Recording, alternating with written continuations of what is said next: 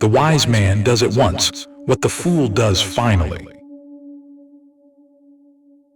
Never attempt to win by force what can be won by deception. It is better to be feared than loved if you cannot be both. The ends justify the means. Men judge generally more by the eye than by the hand. He who wishes to be obeyed must know how to command. The lion cannot protect himself from traps, and the fox cannot defend himself from wolves. Whosoever desires constant success must change his conduct with the times. Politics have no relation to morals. It is better to act and repent than not to act and regret. There is no avoiding war. It can only be postponed to the advantage of others. Everyone sees what you appear to be, few really know what you are. The promise given was a necessity of the past. The word broken is a necessity of the present. Men are so simple and so subject to present necessities that he who seeks to deceive will always find someone who will allow himself to be deceived. A prince never lacks legitimate reasons to break his promise. Where the willingness is great, the difficulties cannot be great. The first method for estimating the intelligence of a ruler is to look at the men he has around him. One who deceives will always find those who allow themselves to be deceived. Before all else, be armed. Entrepreneurs are simply those who understand that there is little difference between obstacle and opportunity and are able to turn both to their advantage. The more sand has escaped from the hourglass of our life, the clearer we should see through it. It is not titles that honor men, but men that honor titles. Whoever conquers a free town and does not demolish it commits a great error. I'm not interested in preserving the status quo. I want to overthrow it. It is better to be feared than loved if you cannot be both. The wise man does at once what the fool does finally. Never attempt to win by force what can be won by deception.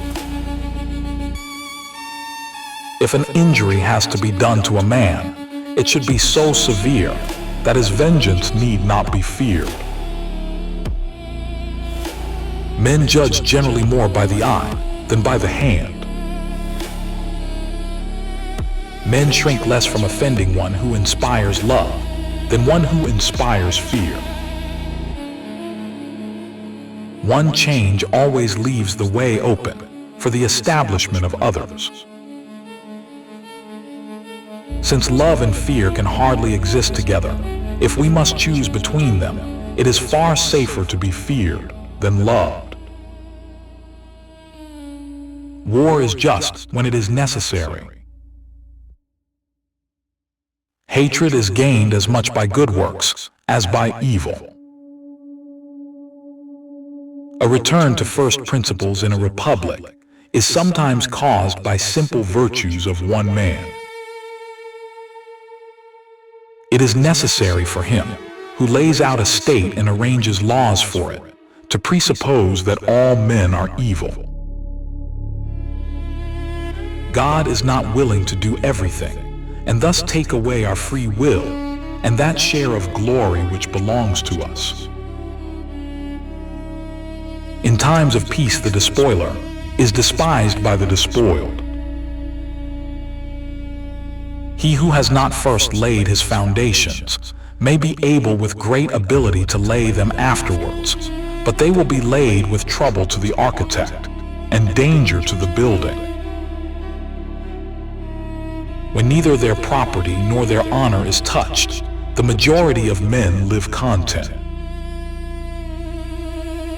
A son can bear with equanimity the loss of his father, but the loss of his inheritance may drive him to despair.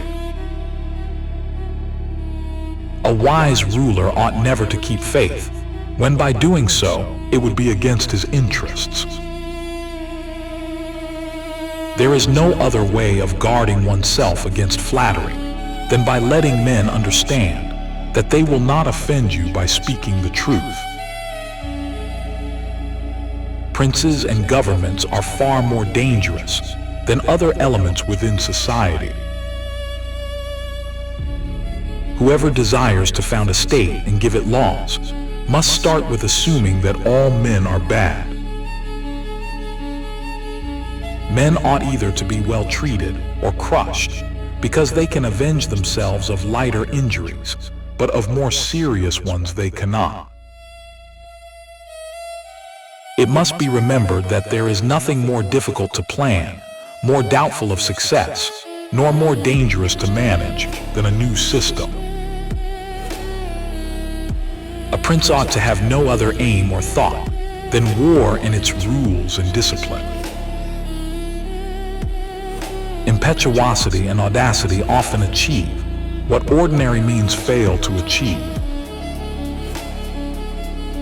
Tardiness often robs us of opportunity and the dispatch of our forces.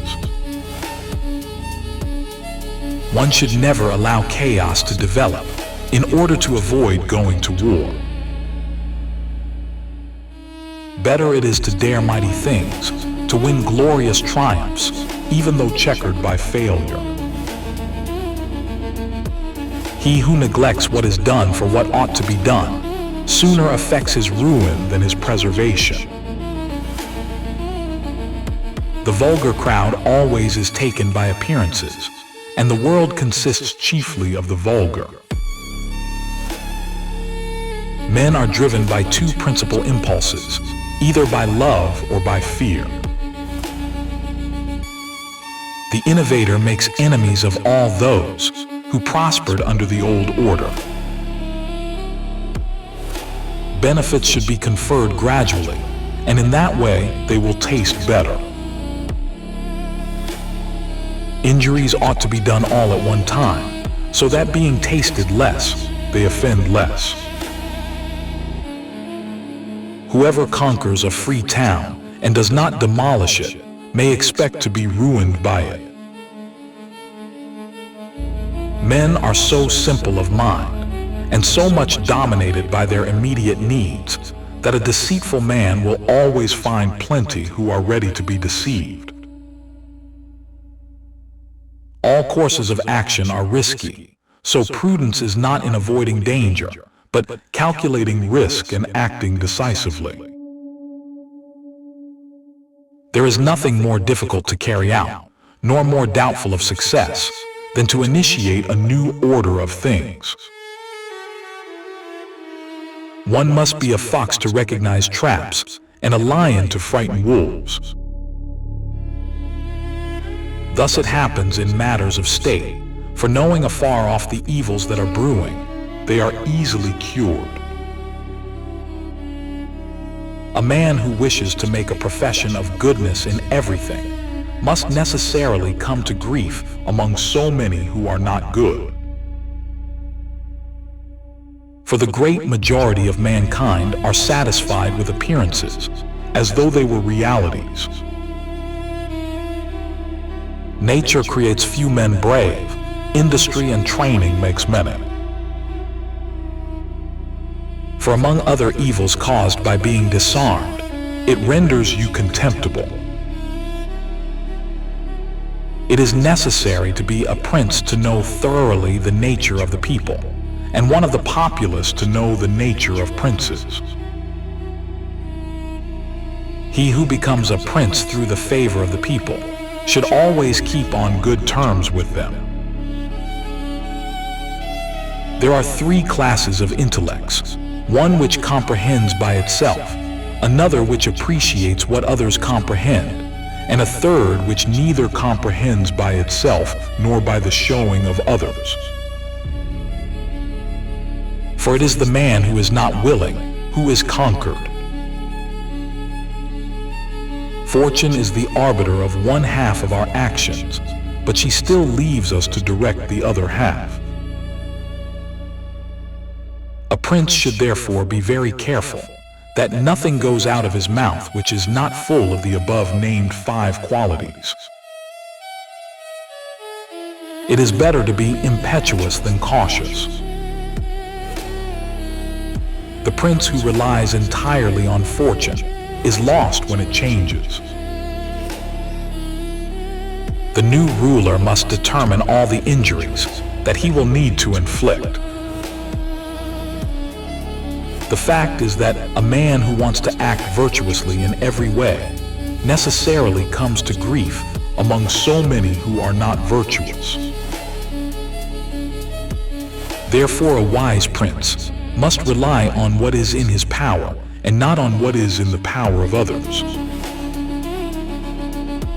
All armed prophets have been victorious, and all unarmed prophets have been destroyed. Men rise from one ambition to another. First they seek to secure themselves against attack, and then they attack others. Where the very safety of the country depends upon the resolution to be taken, no consideration of justice or injustice, humanity or cruelty should be allowed to prevail. To understand the nature of the people, one must be a prince, and to understand the nature of the prince, one must be of the people. Any man who tries to be good all the time is bound to come to ruin among the great number who are not good. It is much safer to be feared than loved, if you cannot be both. For the mob is always impressed by appearances and by results, and the world is composed of the mob. One must consider the final result. Men never do good unless necessity drives them to it. He who seeks to deceive will always find someone who will allow himself to be deceived. Wars begin when you will, but they do not end when you please. People should either be caressed or crushed. If you do them minor damage, they will get their revenge. The promise given was a necessity of the past. The word broken is a necessity of the present. One of the great secrets of the day is to know how to take possession of popular prejudices and passions. Minds are of 3 kinds. One is capable of thinking for itself, another is able to understand the thinking of others, and a third can neither think for itself nor understand the thinking of others. For apart from the other bad effects it causes, being disarmed makes you despised. Never was anything great achieved without danger. Men judge generally more by the eye than by the hand, for everyone can see and few can feel. In taking possession of a state, the conqueror should examine all those offenses which he will need to inflict, and inflict them all at once. A prince ought to have 2 fears, one from within on account of his subjects, the other from without on account of external powers. I hold it to be true that fortune is the arbiter of one half of our actions, but that she still leaves us to direct the other half. So long as the great majority of men are not deprived of either property or honor, they are satisfied.